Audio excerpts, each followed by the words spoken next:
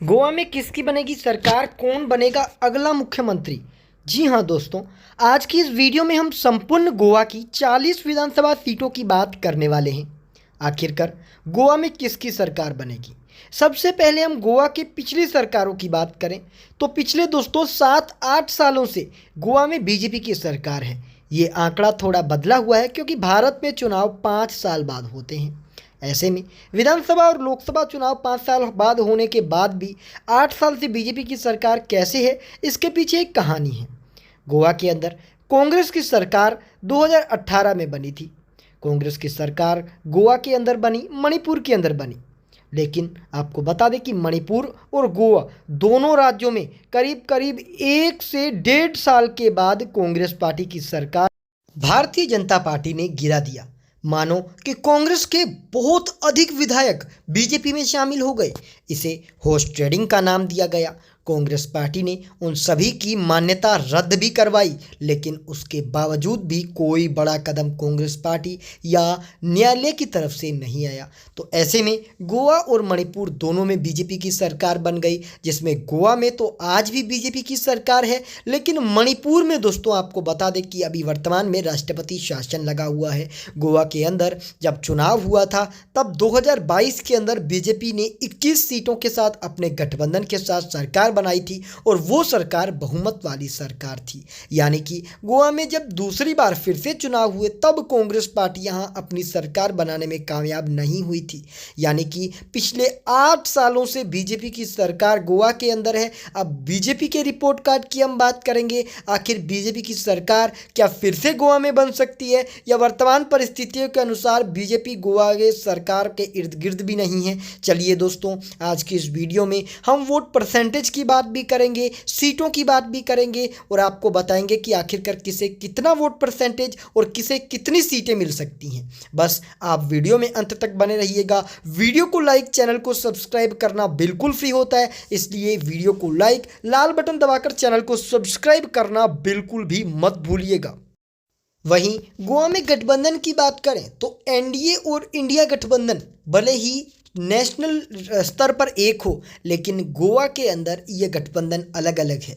यानी कि गोवा की 40 सीटों के लिए एनडीए के जो राष्ट्र स्तरीय दल हैं वो अलग चुनाव लड़ते हैं और गोवा में क्षेत्रीय दलों के साथ मिलकर एनडीए चुनाव लड़ता है। वहीं दूसरी तरफ इंडिया गठबंधन का भी कुछ यही हाल है। इंडिया गठबंधन लगभग दोस्तों यहाँ पर क्षेत्रीय दलों के साथ मिलकर चुनाव लड़ता है। इंडिया गठबंधन के नेशनल जो दल हैं, जिसमें टीएमसी है, आम आदमी पार्टी है और दोस्तों शिवसेना है, एनसीपी है, टीएमसी है, ये सब चुनाव इंडिया गठबंधन के अंडर ना लड़कर दोस्तों अलग से चुनाव लड़ते हैं। समाजवादी पार्टी हो गई, ये सारी पार्टियां अलग अलग चुनाव लड़ती हैं, जिसका फ़ायदा यहाँ पर दोस्तों एनडीए को मिल जाता है। यानी कि दोस्तों अभी वर्तमान की बात करें तो यहाँ पर दोस्तों जैसा कि आप सभी देख भी पा रहे होंगे, वोट परसेंटेज के हिसाब से कितना बड़ा अंतर एनडीए और इंडिया गठबंधन में है और अन्य के खाते में जो वोट परसेंटेज जा रहा है, इसके अंदर दोस्तों लगभग दोस्तों यहाँ पर जो 10% वोट है वो इंडिया गठबंधन का, लेकिन ये गया है अन्य के खाते में अलग अलग चुनाव लड़ने के कारण।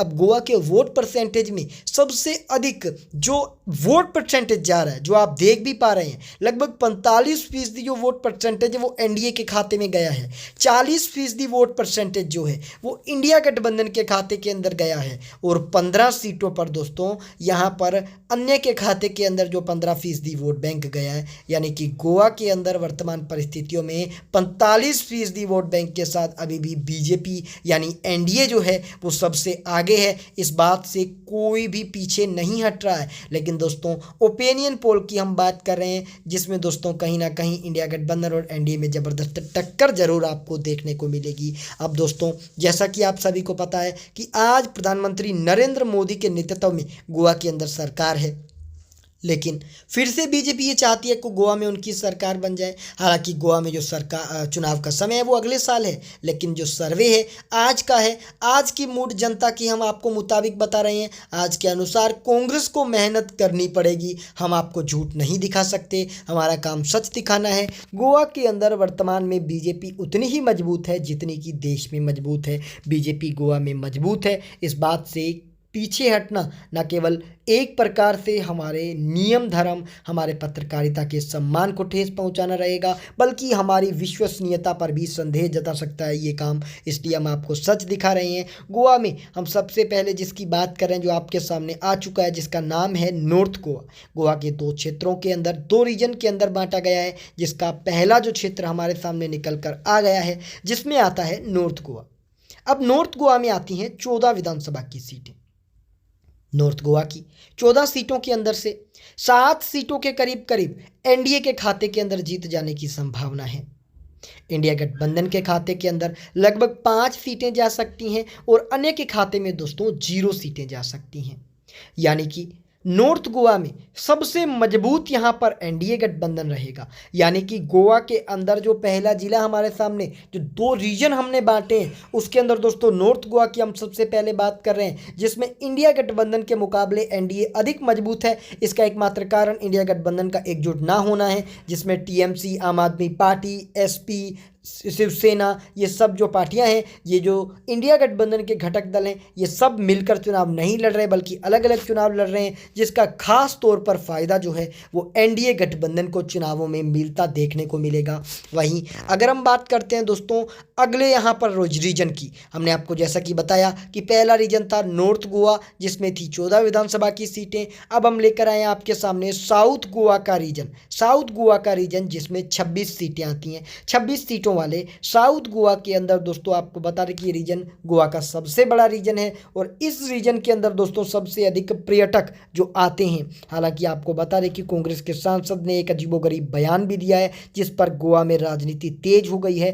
कांग्रेस सांसद ने बयान दिया है कि गोवा में नागरिक हैं तो आप पर्यटक बनकर रहें, बल्कि नागरिक ना बने। दोस्तों बता दें कि कांग्रेस सांसद के इस बयान के बाद गोवा में राजनीति तेज हो गई है। बीजेपी जहां उन पर सवाल उठाते हुए कह रहे हैं कि गोवा की जनता का ये अपमान है, वहीं उन्होंने सफाई में कहा है कि मेरा मकसद किसी को नुकसान पहुंचाना, किसी की गरिमा को नुकसान पहुंचाना नहीं था। मेरा मकसद जो था वो केवल और केवल गोवा की जनता के लिए सोचना था। गोवा के अंदर पानी की कमी है, जो मैं चाहता हूं कि गोवा में पानी की कमी है, तो ऐसे में आप सभी इसके बारे में सोचें। अब साउथ गोवा की सीट्स के बारे में हम बात कर लें तो दोस्तों 26 सीटें गोवा के अंदर आती हैं, जिसमें 13 सीटें एनडीए गठबंधन, 11 सीटें इंडिया गठबंधन और 2 सीटें अन्य के अंदर गई हैं। तो दोस्तों कुल मिलाकर अब तक हमने सभी 40 सीटों की बात कर ली, जिसमें 20 सीटें एनडीए के खाते के अंदर जा रही हैं, यानी कि बहुमत के करीब करीब बिल्कुल एनडीए। हालांकि 21 सीट बहुमत के लिए चाहिए। 16 सीट इंडिया गठबंधन के खाते के अंदर जा रही हैं और 4 सीटें दोस्तों अन्य के अंदर जा रही हैं। यानी कि गोवा की अगर हम बात करें तो इंडिया गठबंधन जो है वो यहाँ पर 16 सीटों के साथ सेकंड लार्जेस्ट पार्टी बन सकती है। हालांकि एनडीए को मौका मिलेगा सरकार बनाने के लिए और एनडीए सरकार फिर से गोवा में बना सकता है। आप ये वीडियो कहाँ से देख रहे हैं हमें कमेंट में बताएं। इस वीडियो को लाइक, चैनल को सब्सक्राइब करके घंटी के बटन को जरूर दबाएं। धन्यवाद।